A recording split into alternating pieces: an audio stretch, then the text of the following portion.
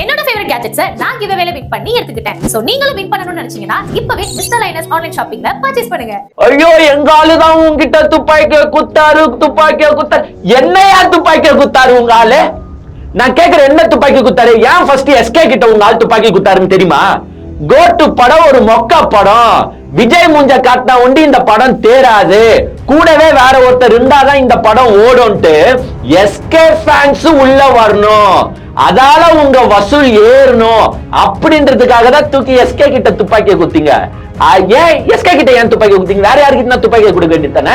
Jananayagan release ஆக போகுது ஜனவரியில, கூடவே நாங்க மங்காத்தாவை விடுவோல ரீ ரிலீஸ், அதுக்கும் கதறானுங்க. ஐயோ ஏன் மங்காத்தாவை ரிலீஸ் பண்றீங்க? இது வந்து போட்டி வேணும்ட்டே பண்றீங்க, இது வந்து நீங்க பொறாமையில பண்றீங்க, இது வந்து நீங்க பொச்சரிப்புல பண்றீங்க, இது வந்து திமுக தீய சக்தியின் சதி செயலின்னு இப்ப கதறீங்களே. அதாவது இங்க அவர் கட்சியில 1008 பிரச்சனை போயின்னு அவன் தற்கொலை பண்ணின்னு இருக்கான். அதை எதையுமே கண்டுக்கல. எங்க அண்ணன் தான் எதையுமே கண்டுக்க மாட்டாரு. அவருக்கு வந்து பிசினஸ் பாதிக்கப்படக்கூடாது. சோ கிளம்பி காலையிலேயே போயிட்டாப்ல மலேசியால. அங்க மலேசியன் கவர்மெண்ட் வந்து பாத்தீங்கன்னா ஸ்ட்ரிக்டா சொல்லிச்சு, விஜய் மிஸ்டர் விஜய் இது தமிழ்நாடு கிடையாது, அங்க பண்ற மாதிரி எதுனா தனம் இங்க பண்ணலாம்னு நினைச்சீங்கன்னா இங்கெல்லாம் பொழந்து விட்டு கட்டிடுவோம், சென்னை போய் நீ வீடு சேர மாட்டா அப்படின்ட்டு மலேசியன் கவர்மெண்ட் ஸ்ட்ரிக்டாவே வார்னிங் போட்டாங்க. சோ இது வந்து ஒரு என்டர்டைன்மெண்ட் ஷோவா, இது வந்து ஒரு என்டர்டைன்மெண்டா மட்டும்தான் இருக்கணும், மத்தபடி இதுல பொலிட்டிக்கலா நீங்க எதுவுமே பேசக்கூடாது, கிளியரா கண்டிஷன் போட்டாங்க.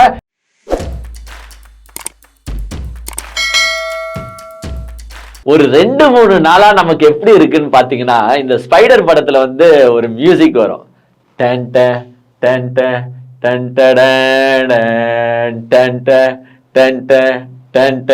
அதாவது மக்கள்லாம் அப்படி வந்து கஷ்டத்திலயும் துன்பத்திலயும் இருக்கும் போது எஸ்ஜே சூர்யா என்ன பண்ணிட்டு இருப்பாரு அந்த ஸ்பைடர் படத்துல பாத்தீங்கன்னா, அந்த துன்பத்தை கண்டு அப்படியே ரசிச்சுட்டு இருப்பாரு. ஒரு சொர்க்கத்துக்கு போய் எப்படி ஒரு சந்தோஷப்படுவாங்களோ அந்த மாதிரி ஒரு ரசிச்சுட்டு இருப்பாரு எஸ்ஜே சூர்யா. அந்த மனநிலையில தான் பாத்தீங்கன்னா நான் வந்து இப்ப இருக்கிறேன். அப்படியே இந்த அணில் குஞ்சுகள் வந்து கத்துறதுலயும் அப்படியே அவனுங்க டென்ஷன் ஆகுறானுங்க பாருங்க. அந்த டென்ஷனை பார்த்து நான் மட்டும் இல்லைங்க, பெரும்பாலான அஜித் ரசிகர்கள், பெரும்பாலான ரஜினி ரசிகர்கள், பெரும்பாலான எஸ்கே ரசிகர்கள் எல்லாம் அப்படியே அதை சந்தோஷமா ரசிச்சுட்டு இருக்காங்க. பிகாஸ் கத்துறது யார்? கத்துறது தற்குறி அணில் குஞ்சுகள் அப்படின்னும் போது அந்த சந்தோஷத்தை எல்லாரும் ரசிச்சுதானே ஆகணும். ஏன்னா இவங்க வந்து ஒருத்தர்கிட்ட மட்டும் வம்பு இழுக்க மாட்டானுங்க, தெரியல, போற வர எல்லார்கிட்டயும் வம்பு இழுத்தா அவங்க இப்படி சந்தோஷப்படதானே செய்வாங்க. உங்களுக்கே நல்லா தெரியும், பொங்கல் அன்னைக்கு ஜனநாயகன் படம் ரிலீஸ் ஆக போகுது. அதாவது பொங்கல் தான் வந்து பெரிய மார்க்கெட்டுங்க இருக்கிறதுலயே. அந்த ஒரு 7 நாள் 8 நாள் வந்து பாத்தீங்கன்னா எந்த படம் வெளியில வந்தாலும் ஒரு அளவுக்கு நஷ்டம் இல்லாம சமாளிச்சிடலாம். படமே வந்து பெரிய ஹிட் ஆகலனாலும் பரவாயில்ல, அந்த ஒரு 7 நாள் வந்து பாத்தீங்கன்னா மக்களுக்கு வந்து வேற பொழுதுபோக்கு பெருசா போக மாட்டாங்க. சோ படம் திரையரங்குக்கு தான் வருவாங்கன்றது எல்லாருக்குமே தெரியும். சோ அதனாலதான் வந்து பாத்தீங்கன்னா எல்லாருமே அந்த பொங்கல் டேஸை வந்து ஆக்கிபையா வைக்கணும்னு நினைப்பாங்க. அதுலயும் பெரிய ஸ்டார்ஸ் படம் வரும்போது சொல்லவே தேவையில்லை, வசூல் மழை வந்து கண்டிப்பா இரட்டிப்பாகிறதுக்கான வாய்ப்புகள் அதிகமாவே இருக்கு. அதை வந்து பிளான் பண்ணி தான் வந்து பாத்தீங்கன்னா விஜயோட ஜனநாயகன் டீம் வந்து பொங்கல் அன்னைக்கு நம்ம படத்தை ரிலீஸ் பண்ணிடலாம், சோலோவா வந்து அல்லேக்கா அப்படியே மொத்த அமௌண்ட்டும் தூக்கின்னு வாரின்னு போயிடலாம் அப்படின்ட்டு வந்து பொங்கலை வந்து ஒரு ஃபிக்ஸ்டு டேட்டா வச்சுட்டு இருந்தாங்க. அதுவும் வந்து மேல வந்து பாத்தீங்கன்னா எலெக்ஷன் வேற வருது. எங்க ஜனநாயகன் படத்துல வேற வந்து பாத்தீங்கன்னா எங்க அண்ணன் சிஎம் ஆக போறாரு. ஜனநாயகன் படத்துல சிஎம் ஆகுறாரோ இல்லையோயா, மே மாசம் 100% நாங்க தான்டா சிஎம் அப்படின்ற கனவு உலகத்திலேயே தான் வந்து பாத்தீங்கன்னா இந்த தற்குறி குஞ்சுகள் சுத்திட்டு இருந்தாங்க. இப்ப இதுக்கு வேட்டு வைக்கும் வகையில் என்ன நடக்குதுன்னு பாத்தீங்கன்னா, 14ஆம் தேதி பராசக்தியை ரிலீஸ் பண்ணலாம் அப்படின்ட்டு அந்த டீம் வந்து ஓகே, ஒரு விஜய் படம் வருது, ஒரு 5 நாள் கழிச்சு நம்ம படத்தை ரிலீஸ் பண்ணலாம் அப்படின்ட்டு பராசக்தி டீம் வெயிட் பண்ணிட்டு இருந்தாங்க. பட் பராசக்திக்கு இப்ப மக்களிடையே பெரும் வரவேற்பு வந்துருச்சு. அதாவது எல்லாருமே அந்த வள்ளுவர் கோட்டத்துல இருக்கிற அந்த கண்காட்சி எல்லாம் பார்த்த பிறகு அவங்களுக்கு வந்து அந்த லைவ் எக்ஸ்பீரியன்ஸ் வந்து அந்த ஃபீல் பண்ணணும், அந்த படம் வந்து எங்களுக்கு பொங்கலுக்கு கொஞ்சம் முன்னாடியே வந்துட்டா சந்தோஷப்படும் அப்படின்னு மக்களோட ஓவர்வெல் ரெஸ்பான்ஸால என்ன பண்றாங்கன்னா இப்ப பராசக்தி படத்தை தூக்கிட்டு வந்து 10ஆம் தேதி ரிலீஸ் பண்ண போறாங்க. அதாவது ஒரு படமே நல்லா இல்லைனாலும் பரவாயில்ல, ஜனநாயகன் படமே நல்லா இல்லைனாலும் பரவாயில்ல, 9 to 14 நம்ம கிட்ட யாருக்கும் போட்டி இல்ல, நம்ம 5 நாள்லயே வசூல் மழையை பொழிஞ்சிடலான்டான்ட்டு பாத்தீங்கன்னா ஜனநாயகன் டீம் வெயிட் பண்ணிருந்துச்சு. இப்போ பராசக்தியை தூக்கிட்டு 10ஆம் தேதி போட்டனால இந்த மியூசிக்கை போட்டுட்டாங்க விஜய் ஃபேன்ஸுங்களா. அவன் பாத்தீங்கன்னா கதறான், அழுகுறான், துடிக்கிறான். எதுக்கு நீங்க இப்ப பராசக்தியை ரிலீஸ் பண்றீங்க அப்படின்னு கதறானுங்க. ஏன் பராசக்தியை ரிலீஸ் பண்ணா உங்களுக்கு என்னடா வந்துச்சு? உங்க ஆளுதான் உச்சத்துல இருந்து வராரு, நடிப்பு புயலாச்சு, அவருக்கு தான் போட்டியே இந்த உலகத்துல யாருமே இல்லையா? அப்புறமா பராசக்திக்கு ஏன் பயப்படுறீங்க, பராசக்திக்கு ஏன் பயப்படுறீங்க நான் தெரியாம கேக்குறேங்க. ஒரு நடிகன்னா கிளாஷுக்கு பயப்படலாமா? கிளாஷுக்கு பயப்படுறவன்லாம் ஒரு நடிகன்னா நான் கேக்குறேன். போட்டியே இல்லாம தான் நான் முன்னாடி ரேஸ்ல போவேன், போட்டி போட்டா நான் தோத்து போயிடுவேன் அப்படின்னு தெரிஞ்சு இப்படி பயப்படுறவங்க எல்லாம் ஒரு நடிகனா நான் கேக்குறேன். பராசக்தி வந்தா உங்களுக்கு என்ன? உடனே வந்து எஸ்கேவை தாக்குறது. ஐயோ எங்க ஆளுதான் உங்ககிட்ட துப்பாக்கிய குத்தாரு, துப்பாக்கிய குத்தாரு. என்னையா துப்பாக்கிய குத்தாரு உங்க ஆளு? நான் கேக்குறேன், என்ன துப்பாக்கி குத்தாரு? ஏன் ஃபர்ஸ்ட் எஸ்கே கிட்ட உங்க ஆள் துப்பாக்கி குத்தாருன்னு தெரியுமா? கோட்டு படம் ஒரு மொக்க படம், விஜய் மூஞ்ச காட்டினா உண்டு இந்த படம் தேராது, கூடவே வேற ஒருத்தர் இருந்தாதான் இந்த படம் ஓடும்ட்டு உடனே என்ன புரிதா விட்டீங்க? எஸ்கேக்கு கேமியோ ரோலு, எஸ்கே இந்த படத்துல நடிச்சிருக்காரு, அவருக்கு சூப்பர் சீன் ஒண்ணு இருக்குன்ட்டு எஸ்கே ஃபேன்ஸ் உள்ள வரணும், அதால உங்க வசூல் ஏறணும் அப்படின்றதுக்காக தான் தூக்கி எஸ்கே கிட்ட துப்பாக்கியை குத்தீங்க. ஏன் எஸ்கே கிட்ட ஏன் துப்பாக்கி குத்தீங்க? வேற யாருக்கிட்ட துப்பாக்கியை கொடுக்க வேண்டியதானே? நான் கேக்குறேன், வேற யாருக்கிட்ட துப்பாக்கி கொடுக்கலாம்? உங்க விஜய் அண்ணா ரசிகர் தான் சினிமா உலகத்துல நிறைய பேர் இருக்காங்களப்பா, யாருன்னா கூப்பிட்டா அவங்க கிட்ட உங்க ஆள் துப்பாக்கி கொடுக்கலாம்ல. ஏன் எஸ்கே கிட்ட குத்தாருன்னா எஸ்கேக்கு ஃபேன் பேஸ் ஜாஸ்தி, எஸ்கே நம்ம படத்துல இருக்காருன்னு மக்களுக்கு தெரிஞ்சா இன்னும் நிறைய பேர் நம்ம படத்தை வந்து பார்ப்பாங்க, வசூல் மழை நம்மளுக்கு ரொம்ப குவியும் அப்படின்னு நினைச்சுதானே எஸ்கே கிட்ட கொடுத்தீங்க. அப்புறமா என்னமோ குத்துட்டாரு எங்காலுதான் எஸ்கே கிட்ட துப்பாக்கி குத்தாரு என்னமோ பீத்திக்கிறீங்க. நீங்களே படத்தை ஓட வைக்கணும் எப்படின்னா எஸ்கே கிட்ட குத்தீங்களே தவிர்த்து எஸ்கே வாண்டடா வந்து sir Vijay sir please sir உங்க படத்துல எனக்கு ஒரு ரோல் கொடுங்க சார், நான் உங்க தீவிர ஃபேன் சார் அப்படின்னு கேட்டாரா? இல்லையே. கோட்டு படம் ஓட வைக்கிறதுக்காக நீங்க எடுத்த ஒரு முயற்சிடாது. உங்களை நீங்களே கேவலப்படுத்திக்காதீங்க. எஸ்கே ஓடையா நிறுத்துனீங்க கோட்டு படத்துல? பிரபுதேவாவை உள்ள வச்சுக்கிட்டீங்க, பிரசாந்த உள்ள வச்சுக்கிட்டீங்க, எவ்வளவு ஸ்டார்ஸ் இதுல பத்தாதுன்னு தலை பிடிக்குமா தளபதி பிடிக்குமான்னு லாஸ்ட்ல ஒரு டைலாக் வேற. ஏன்னா தலை ஃபேன்ஸையும் உள்ள எடுத்துட்டு வரணும். எப்படின்னா படம் ஓடுறதுக்காக எதுனா ஒண்ணு தாஜ் பூட்டு தஞ்சாவூர் பண்ணிருக்கிற டீம் தான் உங்க டீம். இப்போ வந்து ஒரு கிளாஷ்னு ஒன்னே கதறீங்க. அதுல எப்படி தெரியுமா வித்தியாசமா கதறாங்க. இப்போ பராசக்தி வந்தது இவங்களுக்கு பிடிக்கல. 10ஆம் தேதி நான் கேக்குறேன், ஏன் 10ஆம் தேதி பராசக்தி ரிலீஸ் பண்ணக்கூடாது? ஏன் ரிலீஸ் பண்ணக்கூடாது? ஏன் பொங்கல்னா அது ஃபெஸ்டிவல் சீசன், நிறைய பேர் படத்தை பார்ப்பாங்கன்னு எல்லாருமே பொங்கல் டேட்ல ரிலீஸ் பண்ணதாங்க ஆசைப்படுவாங்க. இவங்க உடனே கேக்குறாங்க, ஏன் பராசக்தி இப்ப ரிலீஸ் பண்றீங்க, ஒரு 2 வாரம் கழிச்சு ரிலீஸ் பண்ண வேண்டியது தானே அப்படின்னு இவங்க கேக்குறாங்களே. நான் உங்களுக்கு கேக்குறேன், ஏன் நீங்க ஏன் ஜனநாயகனை பொங்கலுக்கு ரிலீஸ் பண்றீங்க? ஒரு 2 வாரம் கழிச்சு நீங்க ரிலீஸ் பண்ண வேண்டியது தானே உங்க படத்தை.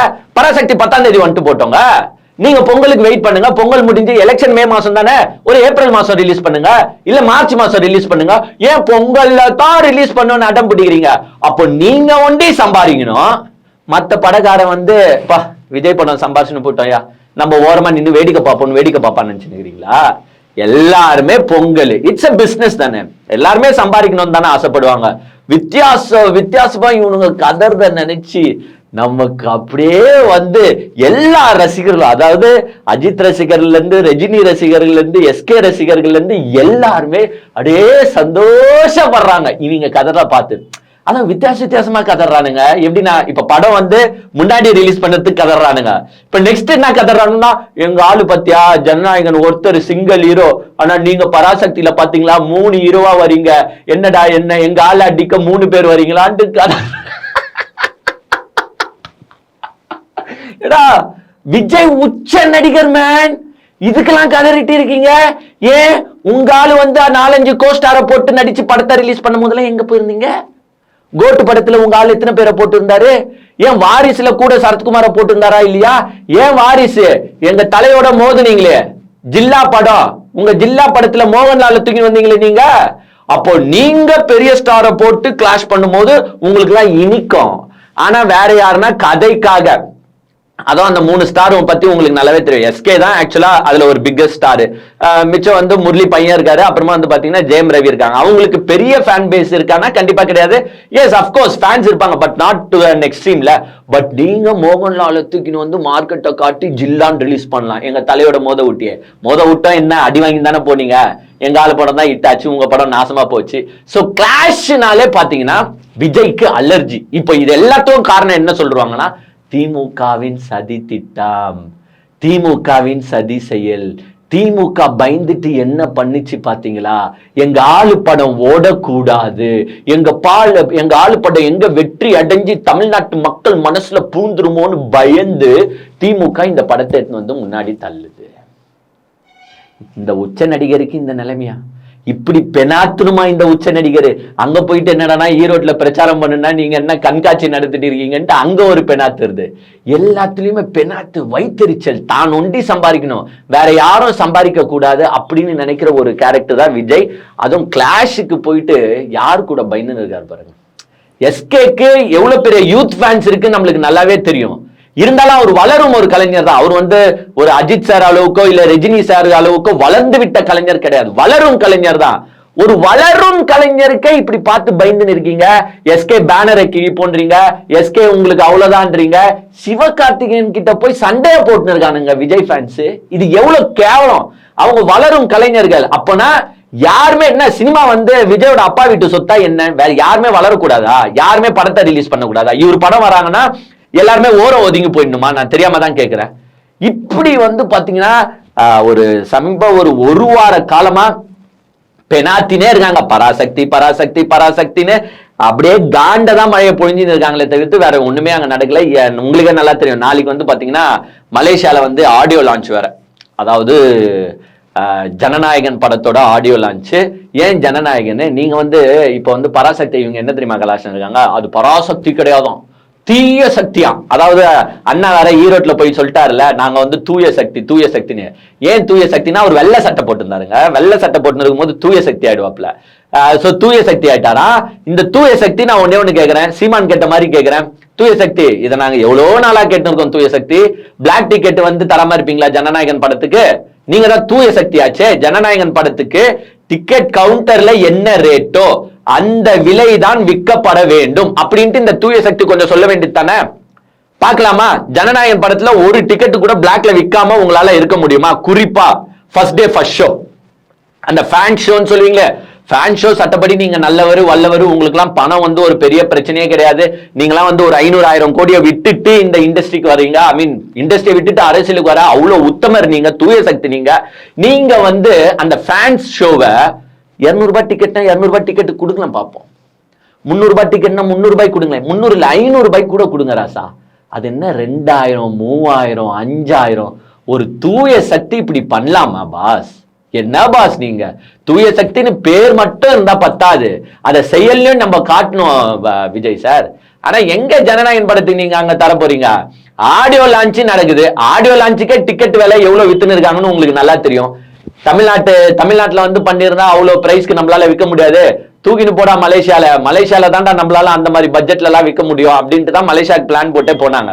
மலேசியாவை இவங்க செலக்ட் பண்ணதுக்கான காரணம் உங்களுக்கு நல்லாவே தெரியும். ஏன்னா எப்பவுமே வந்து மலேசியா யாரோட கோட்டை பாத்தீங்கன்னா அஜித் சாரோட கோட்டை. ஏன்னா பில்லாலையும் சரி, அதுக்கு அப்புறமா வந்த குட் பேட் அக்லிலையும் சரி, அவங்க வந்து பர்டிகுலரா மீன் பண்ணிருப்பாங்க மலேசியா தலையோட கோட்டரா அப்படின்றத மீன் பண்ணிருப்பாங்க. அத நான் உடைக்க போறேன் பாரு. மலேசியா தலை கோட்டை கிடையாது, மலேசியா இந்த விஜய் கோட்டை பாருங்கடான்னு காட்டுறதுக்காக மட்டும்தான் மலேசியால ஆடியோ லான்ச்சை வச்சிருக்காரு. இது எவ்வளவு பெரிய பொறாம புத்தி தெரியுதா? அரசியலுக்கு வந்துட்டும் கூட இன்னும் சின்ன புலத்தனமா போட்டி போட்டு இருக்கிறவர் தான் உங்க விஜய். கண்டிப்பா இவங்க சூஸ் பண்ணிருக்காங்கன்னா இதுக்குதான் காரணங்க. மலேசியா அஜித் கோட்டை கிடையாது, மலேசியா விஜய் கோட்டை பாருங்க அப்படின்னு காட்ட போறீங்களா? அதுக்கும் ஒரு ட்விஸ்ட் நாங்க வைப்போம்ல. ஜனநாயகன் ரிலீஸ் ஆக போகுது ஜனவரியில, கூடவே நாங்க மங்காத்தாவை விடுவோம்ல ரீரிலீஸ், அதுக்கும் கதறானுங்க. ஐயோ ஏன் மங்காத்தாவை ரிலீஸ் பண்றீங்க, இது வந்து போட்டி வேணும்ட்டே பண்றீங்க, இது வந்து நீங்க பொறாமையில பண்றீங்க, இது வந்து நீங்க பொச்சரிப்புல பண்றீங்க, இது வந்து திமுக தீய சக்தியின் சதி செயலின்னு இப்ப கதறீங்களே. ஏன் குட் பேட் அக்லி படம் வரும்போது ஓரமா குப்பையில இருந்த சச்சின் படத்தை தூக்கின்னு வந்து ரிலீஸ் பண்ணீங்களே ராசா? அப்போ உங்க படத்தை நீங்க ரிலீஸ் பண்ணும்போது உங்களுக்கு வந்து இனிக்கும், உங்க படம் ரிலீஸ் ஆகும் போது அஜித் சார் படத்தை ரிலீஸ் பண்ணா உங்களுக்கு வந்து கசக்குமா? ஏங்க நியாயமா இல்லையா? நீங்களே சொல்லுங்களேன். குட் பேட் அக்லி உங்களுக்கே தெரியும், அஜித் சார் ஃபேன்ஸ்க்காக அது எடுத்த படம். அது ரிலீஸ் ஆகுது, அது எங்க பெரிய வசூல் மழைய சாதனை மழைய பொழிஞ்சிடும் பயந்து ஒரு சச்சின் படத்தை தூக்கின்னு வந்து ரிலீஸ் பண்ணி, அப்ப அதுல இருந்து உங்க புத்தி தெரியல? அப்ப அது வந்து என்ன தீய சக்தி இல்லையா? கிடையாது. நீங்க ஏன் நீங்க விஜய் சார் சொல்லிருக்கலாமே, கலைப்புலி தானி கிட்ட சொல்லிடுறேன் சார், எதுக்கு சார் அஜித் சாரோட படம் வருது, இப்ப ஏன் சார் நம்ம ரிலீஸ் பண்ணிக்கிட்டு, போட்டிலாம் வேணாம் சார், அதை வெயிட் பண்ணுவோம் அப்புறமா ரிலீஸ் பண்ணுவோம் சார் நீங்க சொல்லிருக்கலாமே. அப்போ வந்து உங்க ஃபேன்ஸ் எல்லாம் இனிச்சின்னு கொண்டாடினானுங்கல்ல, ஏய் குட் பேட் அக்லியே பீட் பண்ணிச்சுடா எங்க சச்சின் படம், சும்மாவே தியேட்டரே ஃபுல் ஆகல, இருந்தாலும் ஃபுல் ஹவுஸ் புக்கிங்டா, குட் பேட் அக்லி முக்கியதுறான்னு அப்போ நீங்க சந்தோஷப்பட்டீங்கல்ல. இப்ப நாங்க சந்தோஷப்படுவோம்ல. நான் என்ன கேட்கிறேன், மங்காத்தா டீம் அந்த ரிலீஸ் பண்ற டீம் நான் என்ன கேட்கிறேன்னா, தயவு செஞ்சு எங்களாலெல்லாம் நீங்க 2023 ரிலீஸ் பண்ணீங்கன்னா நாங்க ஏத்துக்க மாட்டோங்க. 9ஆம் தேதி ஜனநாயகனா, 10ஆம் தேதி பராசக்தியா, 14ஆம் தேதியே நீங்க 13 14 நீங்க மங்காத்தாவை ரிலீஸ் பண்ணுங்க. இந்த ஜனநாயகன் படம் 4 நாள் கூட ஓடக்கூடாதுங்க. 4 நாள்ல முச்சிரும். ஏங்க இது வந்து போட்டிக்காக சொல்ல, உண்மையாலே ஜனநாயகன் படத்துல ஒண்ணுமே கிடையாதுங்க. ஏங்க என்ன இருக்குது, அவர் வந்து ஒரு சஸ்பென்ஸா இருப்பாரு, அவர் வந்து லாஸ்ட்ல போலீஸ் அதிகாரின்னு காட்டுவாங்க, அதுதான் போக்கிரி படத்துல காட்டினாங்க பாத்தீங்களா, அது மாதிரி காட்டுவாங்க. அப்புறமா கஷ்டப்பட்டு எப்படின்னா சிஎம் ஆயிடுவாருங்க. இவ்வளவுதாங்க, மக்களுக்கு சேவை செய்வாருங்க. இதுதான் கதை. இதுல பாதி பகவந்த் கேசரி இருக்கு, உங்களுக்கே தெரியும். அதுல ஒரு பொண்ணா வந்திருப்பாங்க, இதுல வந்து மமிதா பைஜூருக்கு போறாங்க, லாஸ்ட்ல விஜய் சார் கிட்ட அவங்க பொண்ணே முட்டிக்கின்னு போகுது, லாஸ்ட்ல எப்படி ஒண்ணு சேர்க்கிறாங்க. இதுதான் கதை. இதெல்லாம் வந்து பல காலமா நாங்க வந்து போட்டு கிண்டிட்டு இருக்கிற கதையை நீங்க இப்ப ஜனநாயகன்னு தரீங்க, வேற எதுவும் கிடையாது. இந்த படம் எப்படி ஓடும் நான் கேட்கிறேன். சோ கதை மேல நம்பிக்கை இல்ல, அதனாலதான் பராசக்தி புது படம் பராசக்தி வர்றதுக்கும் பயப்படுறாங்க. மங்காத்தா படம் ரிலீஸ் ஆகி எவ்வளவு நாள் ஆகுது, அதை ரீ-ரிலீஸ் பண்றாங்க, அதுக்கும் பயப்படுறானுங்க. நான் இன்னொன்னு கேட்கிறேன், மங்காத்தாக்கே பயப்படுறீங்களே, கூட ரஜினி சார் படத்தை எதுனா ரீ-ரிலீஸ் பண்ணா என்ன பண்ணுவீங்க? இப்போ படையப்பாக்கு எவ்வளவு பெரிய ரெஸ்பான்ஸ் கிடைச்சிச்சுன்னு உங்களுக்கே நல்லா தெரியும். ஒரு ரஜினி சார் படத்தை இன்னொரு ஹிட்டான படத்தை தூக்கின்னு வந்து ரீ-ரிலீஸ் பண்ணா ஜனநாயகன் அவ்வளவுதான், சோழி அப்படியே தூக்கி அப்படியே பொட்டி படிக்க. ஏங்க நான் இன்னொரு வாட்டி அந்த மியூசிக் போட்டுக்கிட்டா, டன் டன் டன் டன் டன் டன் டன் டன் டன் ஏங்க கதறானுங்க பாருங்க, ட்விட்டர்லயும் இன்ஸ்டாகிராம்லயும் ஃபேஸ்புக்லயும். ஐயோ ஐயோ ஐயோப்பா, அந்த கதறெல்லாம் கேட்டீங்கன்னு வச்சுங்களேன், மனசுக்கு அப்படியே ரொம்ப எந்த வித மன கஷ்டமா இருந்தாலும் அப்படியே நம்மளுக்கு எல்லாம் சந்தோஷ சிரிப்பு மழை. நான் சொல்றேங்க, துப்பாக்கியை குத்துட்டு போனீங்கல்ல, அதே துப்பாக்கியால எஸ்கே உங்களை சுடுவாருங்க. எஸ்கேக்கு எவ்வளவு ஃபேன்ஸ் இருக்குன்னு தெரியல, விஜய் சாருக்கு ஆக்சுவலாவே தெரியல. எங்க யூத் ஃபேன்ஸ் முழுக்கங்க இப்போ வச்சுட்டு இருக்கிறது எஸ்கே தாங்க. சிவகார்த்திகேயன் கிட்ட அவ்வளவு ஃபேன்ஸ் குவிஞ்சு கிடக்குறான். நான் சிவகார்த்திகேயனோட ஃபர்ஸ்ட் டே ஃபர்ஸ்ட் ஷோலாம் போய் பார்ப்பேன் பாருங்க, ஏன் லாஸ்ட்ல ரிலீஸ் ஆன மദ്രാசி கூட போய் பார்த்தேன். அவ்வளோ அழகா அந்த ஃபேன்ஸ் என்ஜாய் பண்றான் பாருங்க. எல்லாமே 18 to 22 வயசு. அதனாலதான் விஜய் எரிஞ்சு சாவுறாரு. ஐயோ நம்ம வேற எலெக்ஷனுக்கு ஜென்சி கிட்ஸ் 2K கிட்ஸ் ஓட்டுலாம் நம்மளுக்கு நினைச்சுமே, இப்ப இந்த சிவகார்த்திகேயன் பராசக்தி மூலமா மொத்தத்தையும் அள்ளின்னு போயிடுவானே. ஏன்னா பராசக்தி படம் எஸ்கேக்கு ஒரு மிகப்பெரிய டேர்னிங் பாயிண்ட் அமைய போகுது. ஏன்னா எப்பவுமே சிவகார்த்திகேயன் வந்து கண்டென்ட் பேஸ்ல தான் நடப்பாரு. ஒண்ணுமே இல்ல, அமரன் படத்தை எடுத்துக்கோங்க, ஒரு நாட்டுக்கும் ஒரு மக்களுக்கும் ஒரு யங்ஸ்டருக்கும் என்ன சொல்லணும், ஒரு கருத்து சொல்லணும்ட்டு நடிப்பாரு. அவர் போய் கஞ்சா வித்துங்கிற படத்துல நடிக்க மாட்டாரு. அவர் போய் குடிச்சிட்டு போலீஸ்காரனை சண்டை போடுற கேரக்டர்ல நடிக்க மாட்டாரு. அவர் போயிட்டு 10வது பாட்டில் நான் குடிக்க அண்டாவ கொண்டாச்சு சடிக்க அப்படின்னு சிவகார்த்திகேயன் நடிக்க மாட்டாரு. கண்டென்ட் இது நாளைய சமுதாயம் நம்ம நடிக்கிற ஒரு படத்தால அவன் உற்பண்ணுமே தவிர்த்து அவன் கெட்டு போக கூடாதுன்னு அப்படின்னு நடிக்கிற சிவகார்த்திகேயன். இந்த பராசக்தி படம் அவருக்கு எக்ஸாக்டா மேப் ஆகுது. தூக்கின்னு எங்கேயோ பராசக்தி போகுது, சிவகார்த்திகேயன் எங்கேயோ போறாரு. எங்க அண்ணன் லாஸ்ட் படம் தானடா எனக்கு, இப்போ கூட என் கூட கிளாஷ் விட்டு என் படம் ஆல்ரெடி நல்லா வரலன்னு வேற சொல்லிருக்காங்க, பிளாப் ஆக போகுதுன்னு வேற சொல்லிருக்காங்க. இதுல போட்டிக்கு நீங்களாம் வந்தா நான் என்னடா செய்வேன் அப்படின்ட்டு இப்போ வெட்டி ப்ரொமோஷன்ஸை ஸ்டார்ட் பண்றாங்க. அதாவது இங்க அவர் கட்சியில 1008 பிரச்சனை போயின்னு அவன் தற்கொலை பண்ணின்னு இருக்கான். அதை எதையுமே கண்டுக்கல. எங்க அண்ணன் தான் எதையுமே கண்டுக்க மாட்டாரு. அவருக்கு வந்து பிசினஸ் பாதிக்கப்படக்கூடாது, ஸோ கிளம்பி காலையிலேயே போயிட்டாப்ல மலேசியால. அங்க மலேசியன் கவர்மெண்ட் வந்து பாத்தீங்கன்னா ஸ்ட்ரிக்டா சொல்லிச்சு, விஜய், மிஸ்டர் விஜய், இது தமிழ்நாடு கிடையாது. அங்க பண்ற மாதிரி எதுனா தனம் இங்க பண்ணலாம்னு நினைச்சீங்கன்னா இங்கெல்லாம் பொழந்து விட்டு கட்டிடுவோம், சென்னை போய் நீ வீடு சேர மாட்டா அப்படின்ட்டு மலேசியன் கவர்மெண்ட் ஸ்ட்ரிக்டாவே வார்னிங் போட்டாங்க. சோ இது வந்து ஒரு என்டர்டைன்மெண்ட் ஷோவா, இது வந்து ஒரு என்டர்டைன்மெண்டா மட்டும்தான் இருக்கணும். மத்தபடி இதுல பொலிட்டிக்கலா நீங்க எதுவுமே பேசக்கூடாது, கிளியரா கண்டிஷன் போட்டாங்க. அதே மாதிரி இங்க தமிழ்நாட்டுல மரத்துல ஏறுது, டிரான்ஸ்பார்மர்ல ஏறுது, கரண்ட் கம்பியில ஏறுது, அந்த மாதிரி செயல்கள்ல இங்க யாருமே ஈடுபடக்கூடாது. ஏன்னா எல்லா அரசாங்கமும் அவனோட சிட்டிசன் நல்லவனா இருக்கணும், அறிவாளியா இருக்கணும் தான் ஆசைப்படுவாங்க. ஆனா இந்த விஜய் கூட்டத்துல எவன் சேர்ந்தாலும் அவன் கெட்டவனா மாறிடுறான். உதாரணத்துக்கு ஒரு 10 ஆப்பிள் இருக்குன்னு வச்சுங்க, அந்த 10ல 9 ஆப்பிள் நல்ல ஆப்பிளா இருக்கும், நடுவுல வந்து ஒரு ஆப்பிள் கெட்டு போயிருந்தாலும் அந்த 10ம் கெட்டு போயிடுமா. அது மாதிரிதான் விஜய் ரசிகர்கள். மலேசியா ரசிகர்கள் வேணா நல்லவனா தான் இருப்பான், இங்க இருந்து ஒரு 4-5 பேர் பிளைட்ட பிடிச்சு போவான், அவன் போயிட்டு என்ன பண்றான், அவனையும் கெட்டவன் ஆகிடுவான், மரம் மேல ஏறுவான், பாக்குற இவனும் என்ன செய்வான், மரம் மேல ஏறுவான். அது எப்படி மலேசியா அரசாங்கம் ஏத்துக்கும்? சோ ஸ்ட்ரிக்டா வார்னிங் போட்டு இது பண்ணக்கூடாது, பொலிட்டிக்கலி நீங்க பேசவே கூடாது. அங்க வந்து பாத்தீங்கன்னா விஜயோட ஸ்பீச்சா இருக்கட்டும், அங்க வந்து அந்த ஃபேன் பேஸ்டா இருக்கட்டும், யாரும் பொலிட்டிக்கல் சம்பந்தமான எந்த ட்ரெஸ்ஸஸும் போட்டிருக்கூடாது. உதாரணத்துக்கு டிஷர்ட் போட்டிருக்கூடாது, அந்த மஃப்ளர்ஸ் போட்டிருக்கூடாது, ஏதோ விசிறி கிசிலி எதுவுமே கட்சி ரீதியா எந்த ஒரு செயல்பாடும் அங்க நடக்கக்கூடாது. என்டர்டெயின்மெண்ட்டுக்கு வரீங்களா, ஒரு ஆடியோ லான்ச் ஃபங்க்ஷனா ஆடியோ லான்ச்சா பண்ணிட்டு போங்க, அரசியல் அறவே பேசக்கூடாது. எங்க அண்ணன் இதே தமிழ்நாட்டுல இருந்தா இப்படி உக்காந்துருப்பாரு, என்ன சிஎம் சார் பயமா என் மேல பழி வாங்கணும்னா நான் ஆஃபீஸில் தான் இருப்பேன், என்னை வந்து பழி வாங்குங்க அப்படின்னு சொல்லியிருப்பாரு. இப்போ போட சொல்ல ஒரு வீடியோ போட சொல்ல, Malaysian prime minister sir, Malaysian president sir, Malaysian ராஜா, மலேசியன் ராணி, என்ன பார்த்து பயப்படுறீங்களா, எங்க மலேசியால வந்து ஆட்சியை பிடிச்சிருவணும்னு பயப்படுறீங்களா, எங்க கேளுங்க மிஸ்டர் விஜய் சார். இதுதான் ஒவ்வொருத்தனும் அவனுடைய நாடு எப்படி இருக்கணும்னு அவன் முடிவெடுப்பான், ரூல்ஸ் அண்ட் ரெகுலேஷன்ஸ் அவன் போடுவான், நம்ம அதை ஃபாலோ பண்ணி தான் ஆகணும்.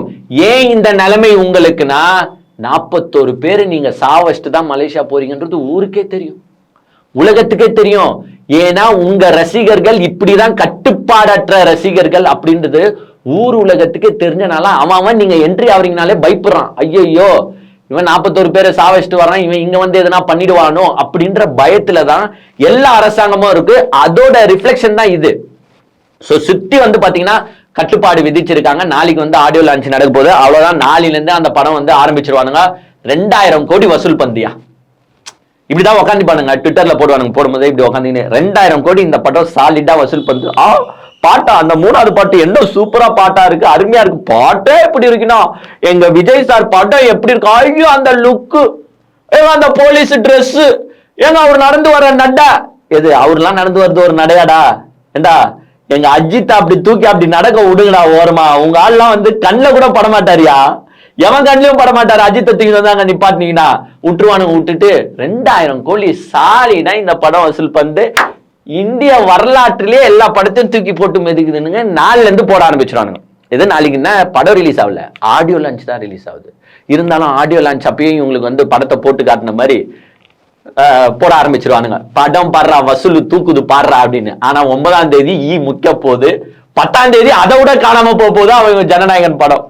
பராசக்தி ரிலீஸ் ஆச்சுன்னா வாய்ப்பே இல்லைங்க ஜனநாயகனுக்கு, இன்ச்சி நவராது வண்டி. ஸோ இப்போ வந்து தியேட்டர் ஸ்பிளிட்ஸை பத்தி பேசிட்டு இருக்காங்க. 2 படமும் சென்சர் போயிட்டு இருக்கு. 2 படத்துக்கும் சென்சர்ல கொஞ்சம் பிரச்சனைகள் இருக்குதா கேள்விப்பட்டோம். ஏன்னா பராசக்தியும் வந்து இந்தி திணிப்பை வச்சு வருது, இந்தி எதிர்ப்பு. ஸோ அவங்க வந்து சென்சர் போர்டு கொஞ்சம் அதை சர்டிஃபை பண்ணுவாங்க. இங்க ஜனநாயகன்ல மத்திய மாநில அரசு தான், எங்க அண்ணனுக்கு தெரியும்ல, அரசியல் தானே அந்த படம். ஸோ இலவசம் வேணான்னு வாரு, ஆனா அவரே இலவச பைக்குன்னு வாரு, இலவச காருன்னு வாரு, எல்லாத்தையும் அவர் பேசுவாரு. சினிமால ஒரு மாதிரி பேசுவாரு, இங்க வந்து அப்படியே மாத்திடுவாரு. சோ சிஎம் ஆக போற படம்ன்றனால ஸ்டேட் சென்ட்ரல் 2த்தையும் தாக்கிதான் இருப்பாரு. ஏன்னா பிஜேபியை வந்து நேர்ல விமர்சிக்க முடியாது அவரால். நேர்ல விமர்சிச்சா ஐடி ரைடு வந்துடும், இடி வந்துடும், எல்லாமே வந்துடும். அதனால சினிமால மேபி விமர்சிச்சிருக்கலாம். சோ அதுக்காக சென்சர் போர்டு அங்கேயும் வந்து ஸ்டக் ஆகி நிக்குது. இப்ப இந்த 2 படத்துக்கும் தியேட்டர் டிஸ்ட்ரிபியூஷனே பெரிய பிரச்சனைல இருக்குங்க. ஏன்னா ஜனநாயகன் ஃபர்ஸ்ட் டே ரிலீஸ் ஆகுறதுனால அதுக்கு தியேட்டர், செகண்ட் டே இது ரிலீஸ் ஆக போகுது, எந்தெந்த தியேட்டர்ஸ்ல இருந்து அதை தூக்கிட்டு இதை போட போறாங்க. பட் மோஸ்ட்லி பாத்தீங்கன்னா இது ஒரு 600 ஸ்கிரீன்னா இது ஒரு 450-500 ஸ்கிரீனுக்கு வரும். பட் பொய் சொல்லக்கூடாது, நம்ம ஜனநாயகம் கொஞ்சம் ஒரு பிட்டு பராசக்தியோட கொஞ்சம் ஜாஸ்தியா தான் இருக்கும் ஸ்கிரீன் ஆக்குபென்சில. ஏன்னா விஜய் வந்து உங்களுக்கே தெரியல உச்சத்துல இருந்து வராருங்க பாவங்க அவருக்கு. அதை கூட லாஸ்ட் ஃபேர்வெல் பார்ட்டிக்கு நீங்க அதை கூட ஜாஸ்தியா கொடுக்கலாம், அப்புறமா வீட்டுல போய் அழுவாரு. சோ நானே ஒரு ரிக்வெஸ்டா இருக்கிறேன், கொஞ்சம் அவர் படத்துக்கு ஒரு 650 ஸ்கிரீனோ இங்க வந்து நம்ம பராசக்திக்கு ஒரு 600 ஸ்கிரீன் குத்திங்கன்னா தான் அவர் நைட்டு போய் நிம்மதியா தூங்குவாரு. இல்லைன்னா வந்து நைட்டோட நைட்டா எதனா பண்ணிக்க போறாரு. சோ எல்லாமே வந்து பாத்தீங்கன்னா பொங்கலுக்கு வெயிட்டிங். பராசக்தி அடிச்சு தூக்க போகுது. ஏன்னா பராசக்திக்கு வந்து அந்த ஓவர்வெல்மிங் ரெஸ்பான்ஸ் வந்து எல்லார்கிட்டயும் தெரியுது. ஏன்னா சிவகார்த்திகேயன் அந்த அதுல பாருங்களேன், அந்த லுக்குல பாருங்களேன், அந்த மனுஷன் வந்து அப்படியே வாழ்ந்து இருக்கிற மாதிரி தெரியுது. அவ்வளோ அது கிரௌட வந்து எப்படி அட்ராக்ட் பண்ண போறாருன்றது பாருங்க. இந்த படம் மூலியமா எஸ்கே இன்னும் 10 மடங்கு ஜாஸ்தியா வளர்ச்சி அடைய போறாரு. அவருக்கு வந்து ஏன்னா கண்டென்ட் பேஸ்ட் தர ஹீரோவை என்னைக்குமே நாங்க பாராட்டின்னு தான் இருப்போம். சிவகார்த்திகேயனுக்கு நாங்க இன்னுமே ஹேட்ஸ் ஆஃப் பண்றோம். ஏன்னா கண்டென்ட் பேஸ்ட் தர ஒரு கேரக்டர் அவரு. சோ அந்த படம் வெற்றி அடைய எங்களுடைய வாழ்த்துக்கள். கூடவே மங்காத்தா ஜனநாயகனை செதுக்குன்னு செதுக்க போது பொங்கல் அன்னைக்கு மிகப்பெரிய காமெடி இருக்குங்க. தமிழகத்தின் புதிய மற்றும் பிரம்மாண்டமான உதயம் நம்ம மிஸ்டர் லயனஸ் ஆன்லைன் ஷாப்பிங். இனி உங்களுக்கு பிடிச்ச பொருட்கள் எல்லாம் உங்களை தேடி வரப்போகுது. அதுவும் கம்மி விலையில பெஸ்ட் குவாலிட்டில. Dresses and footwearsக்கு 35% offer. Kitchen ware and household ப்ராடக்ட்ஸ்க்கு 40% ஆஃபர். இருங்க, இதுக்கே ஷாக் ஆனா எப்படி? இவ்வளவு சூப்பரான ஆஃபர் ப்ராடக்ட்ஸும் ஈஸி 7 டே ரிட்டர்ன் பாலிசியோட தமிழ்நாட்டுல நீங்க எந்த ஊர்ல இருந்தாலும் ஜஸ்ட் 1 டேல டெலிவரி பண்ணிடுவாங்க. இந்த ஆப் ஷாப்பிங் பண்றதுக்கு மட்டும் இல்லங்க, வீட்ல இருந்து பிசினஸ் பண்றவங்க, ஓனா ஷாப் வச்சிருக்கவங்க, அதர் ஆன்லைன் பிளாட்ஃபார்ம்ல சேல் பண்ணிட்டு இருக்கவங்கன்னு இப்படி எல்லாருமே ஒரு செல்லரா உங்க ப்ராடக்ட்ஸை சேல் பண்ண ஒரு பெஸ்ட் ஆன்லைன் ஷாப்பிங் பிளாட்ஃபார்ம் தாங்க இது. இந்த ஆப்ல ஜஸ்ட் நீங்க 2 மினிட்ஸ்ல ரெஜிஸ்டர் பண்ணாலே போதுங்க, நீங்களும் ஒரு செல்லர் ஆகலாம். இன்னும் ஒரு சூப்பரான விஷயம் என்னன்னா, ஒவ்வொரு மந்த்துமே மெகா கிவ் அவே அனௌன்ஸ்மெண்ட் இருக்க போகுது. அதுல 1 ஃபீமேல் அண்ட் மேலுக்கு இந்த அதிரடியான கிவ் அவே ஆஃபர்ஸ்ல அவங்களுக்கு பிடிச்ச ப்ராடக்ட்ஸை அவங்களே எடுத்துக்கலாம். சோ நீங்களும் ஜஸ்ட் 100 ரூபீஸ்க்கு பர்ச்சேஸ் பண்ணி கிவ் அவேல பார்ட்டிசிபேட் பண்ணி உங்களுக்கு பிடிச்ச கேஜெட்ஸை செக் பண்ணுங்க. இப்பவே நம்ம மிஸ்டர் லைனஸ் ஆன்லைன் ஷாப்பிங் ஆப்பை இன்ஸ்டால் பண்ணுங்க, உங்க பர்ச்சேஸை ஸ்டார்ட் பண்ணுங்க.